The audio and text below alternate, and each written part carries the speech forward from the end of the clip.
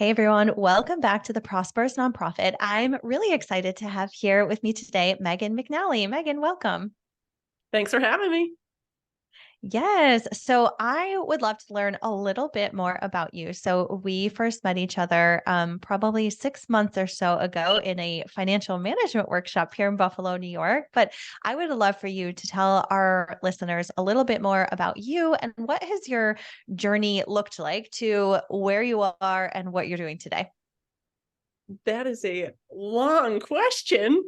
Um, okay, so Megan McNally, I'm currently the executive director at the Foundry, which is a nonprofit located over on the east side of Buffalo. Um, it's interesting every time I give a tour and I introduce myself. Most people see you in a certain way. And so, as a nonprofit administrator or whatever, and I go, well, secretly my background is in like environmental science policy and I'm a woodworker. Mm, I love So, it. I think that, a lot of what I do, because we are a makerspace on the east side, we focus a lot on access to tools and resources. And so, being a woodworker and having actual experience in making really helps me understand some of the challenges and trials and tribulations that folks go through as they're also learning. And so, yeah, I went to school for environmental policy and science. I traveled the country for a while building alternative buildings. So if you've ever heard of straw bale or rammed earth construction or anything basically not made of wood, that would be what I was doing. And then I ended up in Vermont, working with a woodworker and at Yestermorrow Design and Build School, where I naively at 20 something ish decided that starting a business was a great idea. And it couldn't be possibly very hard. So I landed back in Buffalo starting a woodworking company. And that's sort of how the Foundry all got going, because I had a space where I was working on my own business and just feeling really undersupported as a woman in non-traditional trades, and also being a business owner as a woman and sort of navigating all of the um, challenges of being a woman, and having people have perceptions about like who's in charge. So having my male employee, have people come up to him and ask him questions, or he would get different price points on supplies than I would. So I'd have him Oh call my like God. suppliers and, all these different experiences that I was like, gosh, there needs to be more support for people who are making things and who are creative to like advocate for themselves. And so, really started this space with the intention to help people navigate that and really share in my own learning journey. And then, I think that I've always had a passion for education and alternative education, primarily because the traditional school system doesn't work for a lot of people. Mhm. And they need other alternative outlets to explore and to recognize their inner strength and their inner power. So, we kind of demystify the making process and we make learning fun, um, and get people going with all the resources. That is amazing. Um, how did you get started woodworking? Was this like you've been doing this since you were a kid and like you just have Oh, this passion for it? Or like tell me about like how did we get yeah. there? That's awesome. So uh, I wish I had started when I was younger. I think, so my grandfather was a great, he was like a tinkerer, woodworker, made amazing little projects for us all the time at home. Like we have all these handmade wooden lamps and, all these creative things that he made. And I didn't really appreciate it. And I also think like he was from a different generation. So he really was like, I'm not teaching my granddaughter how to do any of this stuff. Um, Hmm. so, fast forward and I kind of got into it. It was like the first time I ever had like a heart to heart with my grandfather. We were able to kind of share with that, like share. He was like, oh, what kind of joinery did you use in that woodworking? Oh, my grandfather's talking to me about something other than like fluff. It's amazing. But yeah, so I got into woodworking. I started volunteering with Buffalo Reuse, which was an organization that actually was previously located at the Foundry. Mm. And they were doing material reclamation, demolition, and deconstruction, so reusing materials. Got super into that, and I actually had an independent study from my college where I was funded to do anything I wanted. And actually, people took that money. It was about $3,000 or $4,000. You could do anything. You could study anything. And, people were studying things across the ocean. They would go on a glorious journey and go and study different things. And I was like, I don't know, there's a lot of need in Buffalo. And like, I could do a really cool project. What could I do that I could learn about some of the things that I'm into? And, I was doing environmental science stuff and learned about a lot of the challenges around just the old housing and housing stock in the city of Buffalo. And I ended up convincing my school to buy a house in the foreclosure auction. Oh my gosh. So I always joke about it. I say that my college was more than just learning. It gave me a house. Oh my gosh. It was from working with Buffalo Reuse and working with a lot of folks in the neighborhood to just have a conversation around like, we need a creative learning lab of like, people are afraid to put dents and holes in their house and they don't want to waste money. They don't want to get ripped off by, the scam artists who is trying to overcharge them for things. And so really trying to figure out like answers to how do you adequately repair houses and like empower yourself to do so as well. And so we created a learning lab where we did free workshops and invited professional like carpenters or whoever had the skill set to fix stuff, because this was like an abandoned house. So like we had broken stairs. Well, like let's do a workshop on how to fix stairs and like the things to know about it and think about it. And like if you're hiring a contractor, this is what it looks like. And so really just like demystifying the process for people. And in the course of that, I was like, wow, I actually like building things. Like I had never done that really before myself. And I just started getting really into it and learning a bunch of different stuff about how to repair houses, and then just wanted to pursue that after college and traveled the country and learned from various woodworkers. So that is so cool. Talk about entrepreneurial. Like on this show, we talk a lot about like people and organizations that are doing things in new and innovative ways. And you're just casually like, okay, I have this college project. College, would you buy a house for me to like do my project on? And they're like, sure, that sounds great. I don't know if they were exactly like, sure, but but I mean, what a cool idea. Like, oh, what a cool idea. And so like I said, that is something that we always love to talk about and showcase on here, because I think a lot of nonprofits often, especially if they have a more like, I don't know, sort of traditional model, we feel sort of stuck in these traditional revenue models as well, where it's like, okay, we got to do the like, individual giving and like, let's go ask these foundations for money. But I know that's one thing I'm seeing a lot more is organizations like creating social enterprises, creating new revenue streams. And so I would love for you to tell us a little bit about the social enterprise that you have at the Foundry and what you're doing there. Yeah. So I think, entrepreneurial, right? Two of our main missions is really focused on entrepreneurship and, supporting the creative maker and navigating first-time business ownership. And then the second is that education piece and demystifying the making process. And, so I think that we've always taken a critical look at ourselves and saying, if we're telling other people to be innovative and creative, like we better be doing that ourselves. And I think to counter the like traditional, I think we suffer sometimes from not being traditional.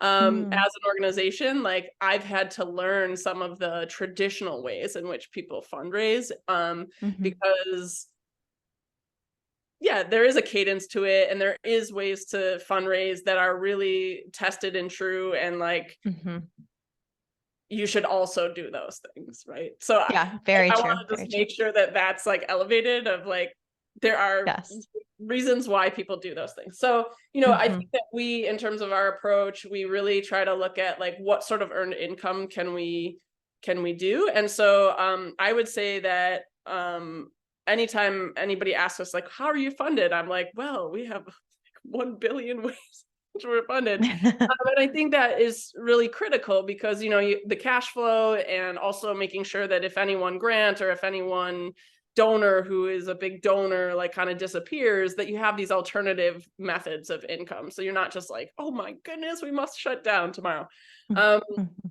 So we are about, actually this year is the biggest year of, we're about 60% grant funded this coming year. But in prior years it's been 40, 45, 50%. And then the rest is all earned income. Very little from like donor sponsor, like probably 5% of that. And then the remainder is earned income. So we, in 2013, I believe, we put together, it was like one of the first years of Kickstarter campaign. We were in the building, there was like a little bit of stuff going on, and we said, you know, we have this crazy idea that we're going to come up with this building that's going to provide access to tools and equipment and resources, and like it's going to support makers, it's going to support neighbors. We think you should give us some money, like let's do this together and build this. And so we did a Kickstarter campaign and we raised $30,000 to put a down payment on our building. Wow. Yeah, so it's a 25,000 square foot building. And really, you know, that has been critical in order for us to build our operations. And so we're able to, we charge rent for tenants who we're supporting. So business tenants are here learning, they give mentorship and all that sort of stuff, but then they also get you know, they're paying the overhead of like the heat, the Wi-Fi, all of the connections and everything. So they're, you know, they're paying a base rate monthly, which really helps with our cash flow. Because we have wood shop and metal shop and all these other spaces in our building that we can teach, we teach classes to the general public. So you, Stephanie, could decide that you've never done metalworking in your life and you would love to learn welding. And so we do all sorts of fun classes that are really, you know, they're fee-based. So any of the income that we make from that, it's all cash flow in order to really focus on our core mission, which is really supporting young people, you know, learning workforce development skills, and then, you know, any of the makers, supporting them as well in building their businesses. And so, you know, I think it's a little bit of like pull from here, pull from there in order to do the important work. And who can we leverage in our community that has and is willing to pay money in order to kind of shift the money to where it needs to go. And so, you know, one of those other pieces that you brought up is our social enterprise. So we have what's called Foundry Made, and we it's a contracting arm of what we do. So we recently did a large project for the central terminal. So if you go down to the central terminal, you can see there's benches and picnic tables. There's large artistic looking trellises.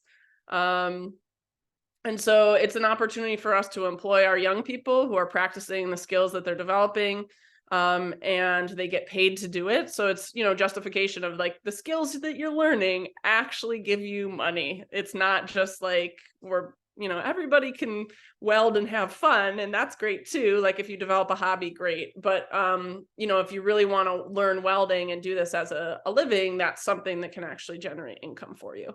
And so we're able to both get at the core of our mission, which, you know, again, is that whole workforce development and education piece, as well as that cash flow piece. So, you know, we're not doing central terminals, not just saying, hey, give us these benches. There's actually a contract involved, or there's a grant that we wrote together. So, you know, more recently, we're working with the Health Foundation through their Go Local age-friendly grant, and we're working with Slow Roll to place bike racks across Western New York, focusing a lot on the east side as well, and, you know, making sure that the bike racks are all placed in diverse age range locations. So like if it's at a community center, a senior center, places in which people who are 60, 65 and up are going to access to make us all healthier, to, you know, bike around. And then really backing up with Slow Roll, because they've developed a lot of relationships across Western New York for all age ranges. You know, I feel like their mantra is like they work with like 9-year-olds and 99-year-olds, or, you know, that sort of, Yeah. And so, making sure that those get placed locally. So it's a way for us to guarantee income in some ways. It's also a way for us to pay out to support our young people to learn different things. And yeah, I think it's a creative way in which you can generate additional income. And I think, it also leads to something that I didn't mention, is that we've worked with many different companies in terms of sponsors. So, like for us, it's not like you're the sponsor of this event and that's the sort of traditional way of thinking about it. We have a more well, what do you need? Do you need employee recognition gifts? Do you need bike racks in front of your space? Are you super excited about another organization that you're donating to that needs something that we can make for them? So most recently, Easy Loan Auto came to us, and they are really passionate about literacy. And we knew about Black Boys Read Too, and said, I think this is a perfect match. Like, let's talk about, you can support the Foundry just as a sponsor, knowing that your dollars are going somewhere to support things that are really important in our community. But as a perk, we would love to make 10 bookcases for Black Boys Read Too. And so in some ways, your dollars go farther because you're not only getting to supporting us as the Foundry and our operations, but we're also supporting another business or another nonprofit who really needs that support as well. And so we've been able to kind of turn that around using our social enterprise to do some very creative, interesting things that also just get to the core of our mission and make us really excited about it. I love that. I mean, it sounds like at the heart of everything that you just talked about is really like building relationships with others in the community that want to have, a similar impact. And by doing that, you've been able to really expand your resources, also their resources, expand your impact, and probably also their impact. And I think that's so important, because I've worked with organizations before that are so like insular, and they're just kind of like doing their own thing in their own bubble. But I feel like your work at the Foundry is such a testament to like, okay, what does, building relationships and being out in the community and forming these partnerships that are going to be mutually beneficial. I mean, I feel like the impact is like exponential. And so you're co-founder, like, how did you get started with this? I'm like, who do you even talk, like, where does this all begin? Like, I don't know, like, were you like, okay, well, I need to be out in the community, I need to be making relationships, this is something that's really important, or did it just like sort of evolve over time? Yeah, I mean, I think most good things evolve over time, right? Although I think when we were co-founding it, there was a couple core businesses working alongside each other and just really needing support. And so I think a lot of this over time has been organic. But at the heart and soul of it, you have to have a good heart. Like, I guess we could have just, we could have been extractive and like been like, we want our space and we want to do this thing and only this thing. And I just, you can certainly do that. I don't recommend it. And I think that we've always just been driven by the core understanding that there's something very important about making things, like the physicality of it. And I think, anytime anybody who comes into our space, whether they're a maker or whether they're not maker, the first time somebody has ever built something in their life is a core experience that they can really speak to, saying like, I tried this thing and oh my gosh, everybody else, please look at this thing, even though it's like, hodgepodge together. Like, it doesn't have to be anything. It can be like the worst thing you've ever made in your life. And I still, I talk to folks who are older and they can still tell me to this day the like first thing that they ever built that they realized that they were capable of building things. And I think, throughout, as we build this organization, keeping that as a core tenet of what we do, and at the core of our understanding of like somebody who, maybe they've been talked down to, maybe they've been told like they can't do this thing. As an entrepreneur, like, you get the no answer every day. as a student in school, like you might have perceptions about yourself, or the teacher might have perceptions about you. And if you can just foster this inner strength and resiliency around like, no, I built this stuff and I can work on myself and I can improve myself, like that, I think that's at the core of all of that we do. And I think, if you're wondering like, how did you get to be where you are or whatever, it's just like having that like growth mentality, not growth mentality, like constant improvement, right? So like Mm-hmm. I don't think that anybody on our team is like, this is the way, we must do it. Like this is the only way, and I'm not listening to anybody else, because that's just really not what like collaborative entrepreneurship is about. It's you don't have the best idea and you need to ask like 32 people and you need to figure it out, and like, yeah, you're gonna have to make some decisions around, do we do this or do we do that? But at least you have 32 answers of ways in which you could do it. And maybe that sparked a creative answer within yourself, right? So I think that's, our approach to everything always is not assuming that we're the like expert in the room. Mm-hmm. That is a very good lesson. That is a very, very good lesson. Oh, wonderful. Okay. So like I said at the beginning of this episode, we initially met in our like financial management workshop series that the Oshai Foundation here in Buffalo sponsored. And it was like, oh, it was amazing. And I always just use Oshai and use Dr. Mark Scott as an example when I'm talking to others of like, this is a funder that really understands how important operations and finance are, and they're willing to help fund it. They're willing to invest in it. And it's just like, I don't talk to a lot of funders that are this passionate about operations and finance of nonprofits. So anyway, I think it's just awesome. And I'd love to tell his story about how passionate he is about this work. But anyway, I would love to hear a little bit as the leader of your organization, what like financial management looks like for you. What things are you looking at? What things are you thinking about? And maybe if if there's one key thing that you took away from our time together in that workshop that you've implemented.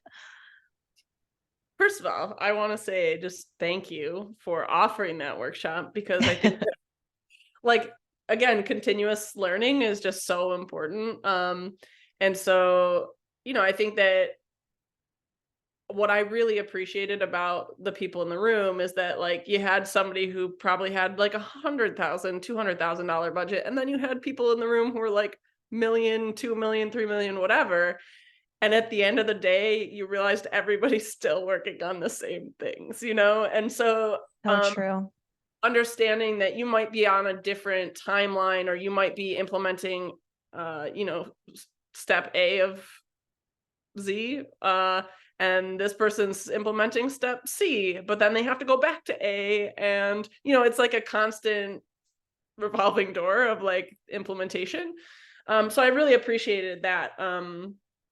From there. And I think some things that we've been working on, and actually I think it was the first day that you presented about like all of the random technology solutions Yes. to implement.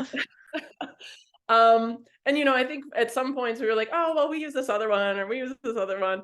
And I'm happy to say we most recently adopted Monday.com, and I'm like Yay. loving. We were on Asana before, but it just wasn't like, in terms of having the free version of Pro for nonprofits was like super helpful, and is really getting to what we need as an organization. And so that was awesome. And, we're slowly rolling that out. And I think, any adoption of a new tool I think can be challenging, right? You have to have like all of the whose staff are who's trained on it, who's then rolling it out. So we're kind of working through a lot of that stuff. But the other thing that I implemented was just leveling up in Gusto. So we use Gusto for our payroll service. And, I remember like raising my hand and being like, how are you like for federal grants, what's the best way for like time tracking, whatever? You're like, actually, that's built into a tool. You should just use it. Yes. So, I think that like it is hard, right? So as a like a really low budget nonprofit, adopting some of these fancier tools can be really challenging. I do think that Monday.com being like free for up to 10 people has like super easy, like you're like, yes, I'll implement that. But some Mhm. are harder. Like obviously we pay a lot more for our payroll service now that we're doing all the like time tracking, grants tracking, like all that sort of stuff. Mhm. But then you have to think of the cost savings in terms of like Yes. not going out of your mind Yes. Exactly. and like having some like go-to places of where like these things are tracked. So I think, overall, I think it was just like being open to hearing how other people are handling it and adopting the things that work for you in the moment and recognizing like I'm still gonna go back to that and kind of like thumb through, think it over, like does that work for us now that we're at this stage, and always being open to like adopting that next thing now that you've reached like step whatever of a million. um Mhm. so yeah, I think, did I answer all of those questions? I don't know. Yeah, yeah, no, I think so. Um, no, I think that's huge. And I love the point that you made about like really understanding like the time cost of things. I feel like a lot of times nonprofits are really focused on the money cost and not the time cost because they probably have more time than money. But if you think about, okay, if we could implement this tool or this process or like whatever that would save me this much time, then I could be using that time for higher leveraged activities that are going to like get us closer to the big picture. And so I just think that a lot of organizations kind of forget about, or like it's just not top of mind. And so I appreciate that you brought that up because I think that point is really important. It's like, okay, if we can find some money in the budget for this particular thing, now I have these many hours freed up for this higher leverage activity. So I think that was a huge, I mean, but I yeah, would say huge that piece. it does take a minute to get there, right? Because Yeah, especially as a startup nonprofit, every single penny counts. so true. So true. What do you think is the shift then? Like, how do you get there? Is it like a mindset thing? Is it a dollar amount in the bank thing? Yeah, I think for us recently, it's been I mean, I think I've always you have the mindset or you don't. I mean, I guess you can Sure. cultivate it for sure. But as an entrepreneur, you're kind of always looking for the like, what's time saving, what's money saving, and you're like always like, I sit up at 4 in the morning Yes. like, thinking about Me you know, too.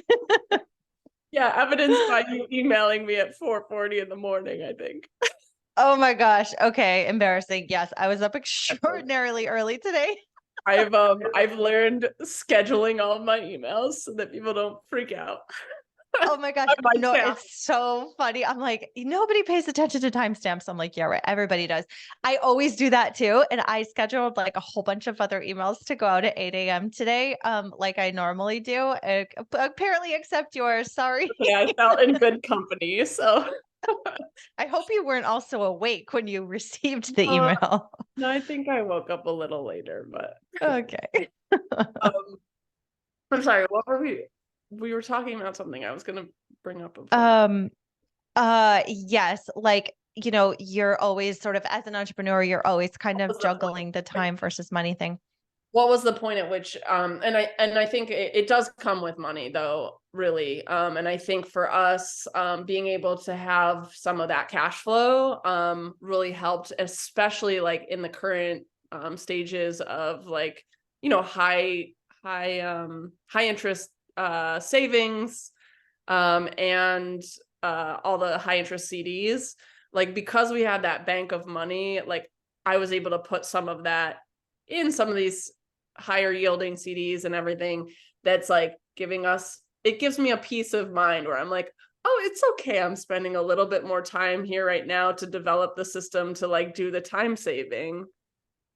Mhm. Like I can Mhm. spend a little bit more money now because I can save my time to do other things. Like I think it Mhm. did definitely help to have that. I think other points in which we've done this, which was really critical. So we went through Western New York Foundation, um, had a capacity building opportunity that is called ICAP, and so they funded us to go and work with a consultant to kind of figure out some of our capacity building plan. And that was really helpful. But what was also like additionally helpful was having implementable dollars at the end of that associated with it. So like it was sort of like guilt-free money in some ways, where you're Mm, like, I know that I need to spend money on these things that'll save us time, but I just can't, right? Like, so that's probably a lot of earlier or less funded nonprofits are like, oh, we just can't, we just don't have the money. In this mhm, scenario, that was us. You know, we were, I think at the time, like $150,000-$200,000 budget or something. And so we always kind of put some of those things off. And so being in this program, and then they're like, and now that you've developed this capacity plan, here's some money to make some decisions about implementing some of that strategy. Then we were able to be like, yes, we should just outsource this, or yes, we should just do this with this mm, money. And we were able to do that because it felt like it wasn't any money that we were planning for, and it was allocated specifically for that. So I think mhm. that was very forward thinking of that foundation. And like I also appreciate that about Yeah. Oshai Foundation as well. Like they are very willing to understand, like, yes, you do need to invest in that thing. And Mhm. that will mean that you can have this much more impact over here because this thing is dealt with, and it was like sucking most of your staff time. Yes, yes. I love that. Like that's such an interesting concept. Okay, let's have this workshop or this like training or development or whatever. And now we're actually not just going to send you back to your office and your like 40 plus hour work week and all the things and like expect you to implement anything, but we're actually going to give you money to do so. Like that is really smart. I like that. I'm like, how can I share this with others? Yeah, no, and I think That's brilliant. so we got funding from the Wilson Foundation recently, and part of actually it was originally from Open 4, which was a bunch of different foundations coming together, and that experience through Western New York Foundation really influenced sort of how I thought about the program that we created. So it was created for e-commerce, but like really teaching makers and business owners about um, how, if you have a product, like how are you leveraging e-commerce, how are you doing all the marketing, and making sure that like you have sales and flow and whatever. But there was this whole learning lab where you had to go through a series of workshops learning about like product packaging, and like if you're planning on shipping in e-commerce, like you probably should have a packaging and shipping plan. All these things. You probably need a website that actually functions. You probably need X, Y, and Z. And so there was a bunch of learning associated with it. But at the end, if you were able to complete that, then it also came with a grant. And so the grant was Mhm. for like web hosting and like hosting your Shopify or whatever, platform that you were using, as well as paying for a professional to support you through that process. And I think that those two things are super critical. So, it's not only the money, Yeah. right? It's about the Mhm. expertise, and it's about Mhm. somebody helping you through that process. And so, I think that has really influenced my thought process in terms of like, as we develop and build our own capacity, what are the other things that we need? Well, we need money, but we also need the expertise and the mentors to guide us through that process. Mhm. That's so true. That's such a good point because without that, if you're just tossed into a new software, a new tool or something that it could very well not be very useful unless you've got an expert to kind of shepherd you through and support. So I love that. What you mentioned impact. I've got two more questions for you. One of them is what impact do you think a strong like financial management system or processes has on an organization's mission and impact? So like if you have a really strong financial foundation, how does that impact the way that you're executing your mission? Like how are those tied together? Well, as we add more staff members to our own organization, I think that we're going through it in the moment. And a lot of it comes down to, if you don't have a strong financial management and like ease of reporting, I will say it has been like Mm, one of those. mhm, So, each staff member, if they're a head of a department or they're head on a program, and they have grants that they're pulling money from, if they can't easily talk to the bookkeeper or talk to myself to like draw up a report to say like you have $2,000 more to spend, well, then they're texting me or slacking me, emailing me going, can I spend $200 on this?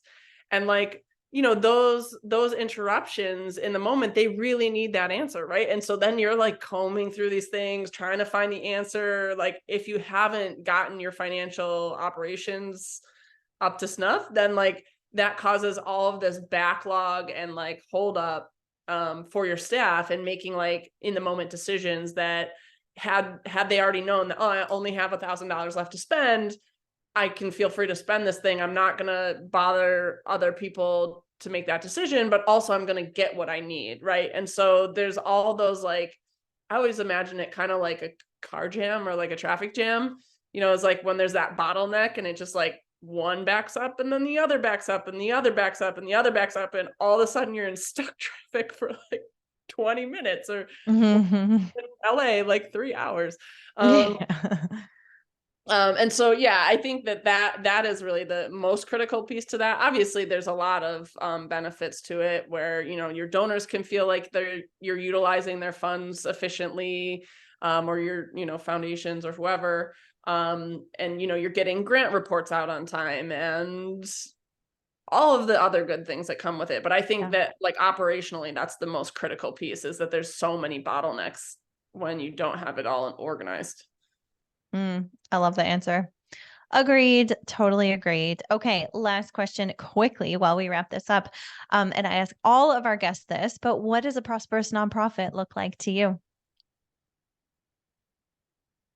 I think in the interest of, we were talking about finances. I mean, I think from a financial perspective, I am such an advocate for having just a diversification of revenue, right? Like all of those things that I spoke to before, which is if any one of those arms of your finances goes out, at least you have other things to fall back on and rely on, so that you're not, you know, just closing down or firing people because, you know, you don't have the money or anything like that. So I think like prosperous financially means that. I think, you know, on the other piece, it's really just having that unified mission and having everybody like wholeheartedly believe in this thing and have as much impact as you possibly can. And just having everybody operate on the same page. I think, you know, again, speaking to the adding more staff members, it can be a beautiful thing, or it could be like